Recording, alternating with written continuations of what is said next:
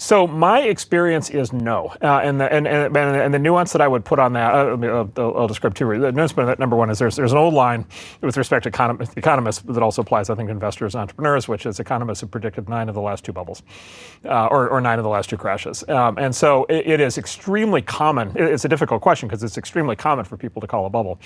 When they're correct, they will then go around for years claiming that they're the one who called it. What you find with those people generally is they were calling it continuously for the 20 years earlier. Peter Singer, for example, or earlier than that, there's a famous Barron's. When Barron's, it's still around, but it used to be like extremely important investment publication. There was a columnist for Barron's, Alan Abelson, and literally he wrote the same column for 40 years. The end is here. It's all going to crash. It's all a giant bubble, and he wrote that I think continuously from I forget the exact years but from 1975 to 2015, and so you have this kind of Cassandra thing, where they kind of dine out on it.